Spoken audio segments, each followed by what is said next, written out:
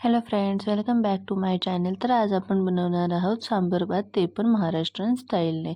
तर इथे मूग डाळ घेतलेली आहे, मी माप घेतलेलं आहे. मी काय करते की जो माझा डाळीचा डबा असतो त्याचंच मी मापाचं प्रमाण घेत असते. तर मी इथे मूग डाळीचं झाकणाचं माप घेतलं आहे. तर आमच्या सर्वांना एवढी डाळ लागते, 5-6 माणसांना. तर आणि त्यात मी तूर डाळ मिक्स केलेली आहे. मूग डाळ घालताना थोडी जास्त घालायची आणि तूर डाळ थोडीशी कमी घालायची. त्याच्यानंतर आपण इथे कांदा बारीक स्लायसेसमध्ये कट करून घ्यायचा आहे. एकच कांदा घेतलेला आहे, जास्त काही घ्यायचा नाही. त्याच्यानंतर एक टोमॅटो घ्यायचे आहे, ते पण बारीक स्लायसेस करायचे आहेत. स्लायसेस म्हणजे उभे काप करायचे आहेत, आडवे करायचे नाहीत, ओन्ली उभे काप. त्याच्यानंतर पाणी घालून घ्यायचं आहे कुकरमध्ये आणि आपण हा कांदा फिस्कारून पाण्यामध्ये टाकायचा आहे. त्याचप्रमाणे टोमॅटोही टाकायचे आहेत. इथे मी शेवग्याच्या शेंगासुद्धा ॲड करणार आहेत. तर अशा पद्धतीने आधी कट करून घेतले आहेत मधून, जेणेकरून मला सोलता पण येईल. खूप मोठी शेंग असेल तर सोलता येत नाही, त्यामुळे मधून कट करून घ्यायचे आहेत आणि व्यवस्थित अशा पद्धतीने सोलून घ्यायचे आहेत. त्याच्यानंतर सगळे सोलून झाल्यानंतर आपण एक एक करत सगळे तुम्हाला हवी असेल त्या साईजची तुम्ही शेवग्याची शेंग कट करून घ्यायची आहे.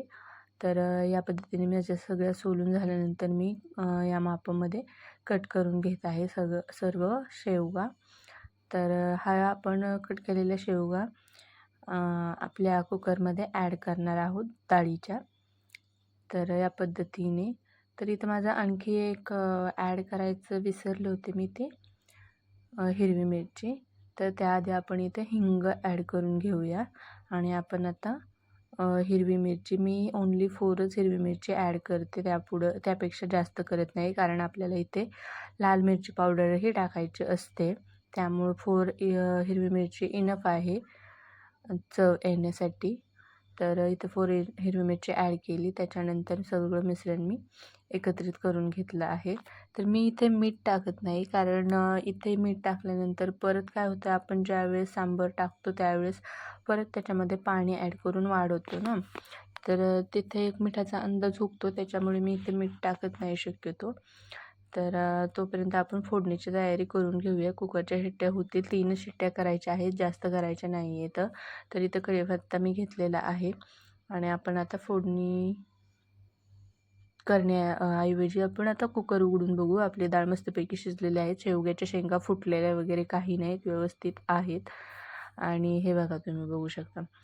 आणि आता आपण फोडणी देऊन घेऊया. तर चला मग आपण एक पातेलं ठेवून घेऊया. त्याच्यामध्ये थोडंसं तेल टाकूया. तुम्हाला हवं असेल थोडंसं तेल जास्त टाकलं तरी चालेल, कारण की तरी व्यवस्थित येते. आणि तुम्हाला नसेल टाकायचं तर तुम्ही तसं टाकू शकता. तर मी माझ्या पद्धतीने इथे मी 2 ते 2.5 पळी तेल टाकलेलं आहे. तर तेल मस्तपैकी गरम होईपर्यंत माझी कोथिंबीर चिरायची राहिली होती, तोपर्यंत मी ती चिरून घेत आहे. तर अशा पद्धतीने आता आपण फोडणीला स्टार्टिंग करूया. तर फोडणी देताना सर्वप्रथम मोहरी टाकायची आहे. मोहरी लवकर फुटत नाही, त्यासाठी मोहरी टाकायची आहे. आणि त्यानंतर जिरं टाकायचे आहे. हा प्रत्येक फोडणीचा एक स्टेपच आहे. आधी मोहरी, नंतर फोडणी आणि नंतर कढीपत्ता. तर इथे आपण कढीपत्ता आता ॲड करणार आहोत आणि आता बारीक गॅस करून घ्यायचा आहे, कारण मोठा गॅस ठेवलं तर हे सगळं तुमचं जळून जाईल. आणि त्याच्यानंतर आपण इथे हळद टाकून घेणार आहोत. हळद टाकून घेतल्यानंतर आपण लगेच इन्स्टंटली हे काय म्हणतात, मिरची पावडर, जी लाल मिरची पावडर असते ना, इथे टाकून घेणार आहोत. तर मी इथे 1.5 चमचा टाकून घेणार आहोत. माझं तेल खूप तापलेलं होतं, त्यामुळे मी स्पीडमध्ये सगळं व्यवस्थित टाकून घेतलेलं आहे. घाई करायची, पण सगळं व्यवस्थित टाकून घ्यायचं आहे. तर इथे मी 1.5 चमचे मिरची पावडर टाकून घेतलेली आहे. आणि आले लसूण यांची पेस्ट मी करून घेतलेली आहे, ती पण मी इथे ॲड केली आहे. तर अशा पद्धतीने आपण व्यवस्थित अशी फोडणी देऊन घ्यायची आहे. आणि मेन म्हणजे आपला मेन इन्ग्रेडियंट सांबर मसाला जो असतो तो इथे ॲड करायचा आहे. तुम्ही 2 चमचे सांबर मसाला ॲड करू शकता. तर इथे माझं सांबर जास्त होणार आहे, त्यामुळे मी 2 चमच्यापर्यंत अंदाजे सांबर मसाला इथे टाकून घेतलेला आहे. तर व्यवस्थित असं आपलं मिश्रण परतलेलं आहे. तर इथे आपण कुकरमधलं जी डाळ होती शिजायला टाकलेली, ती इथे आपण ॲड करणार आहोत. तर मी 2 ते 3 पळ्या पळीने टाकले, पण आपल्याला हे काही जमणार नाही. त्यामुळे आपण डायरेक्टली कुकरने टाकून घ्यायचं आहे, जेणेकरून आपलं काम लवकर उरकेल. स्वयंपाक हा सगळ्यांना लवकर उरकला. सगर्भ ज्या लेडीज आहे त्यांना स्वयंपाक कवर करत बसायला आवडत नाही.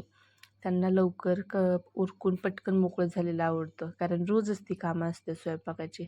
सकाळ संध्याकाळ उठा स्वयंपाक करा, सकाळ संध्याकाळ उठा स्वयंपाक करा. तर थोडंसं ट्रिक लावून आपण स्वयंपाक केला तर खूप कमी वेळामध्ये आपला स्वयंपाक तयार होतो.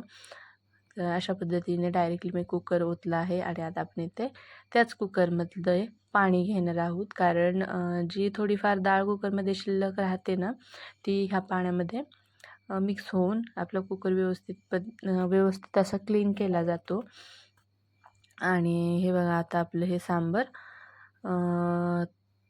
तयार तर नाही झालं म्हणता येईल, पण आता इथं उकळी फुटल्यानंतर तयार होईल. त्यासाठी मोठा गॅस करून घ्यायचा आहे आणि चिरलेली कोथिंबीर त्याच्यावर ॲड करायची आहे. तर हे बघा, उकळी फुटायला तयार झाली आहे आणि चवीनुसार आता मीठ घालून घ्यायचं आहे. तर या पद्धतीने आपण सांबार तयार करायचे आहे. तर व्यवस्थित असं सांबार उकळेलच. एक 10-15 मिनटं तुम्ही ठेवू शकता. उकळी फुटल्यानंतर तुम्ही सांबारचा गॅस बंद करा. हे बघा, व्यवस्थित अशी उकळी फुटलेली आहे. या पद्धतीने सांबार आपण करायचे आहे.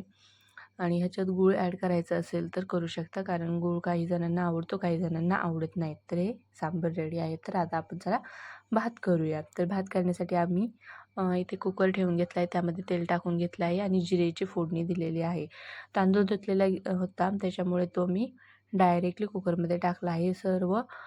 जिरा सर्व तांदूळाला मिक्स होईल अशा पद्धतीने परतायचा आहे आणि तेलही व्यवस्थित सगळ्या तांदळाला लागेल. त्यानंतर आपण पाणी घालून घ्यायचं आहे इथंच.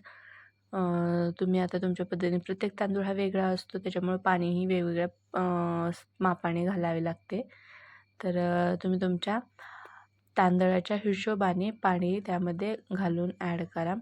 आणि हे बघा, आपलं व्यवस्थित असं मिश्रण तयार झालेलं आहे भाताचं.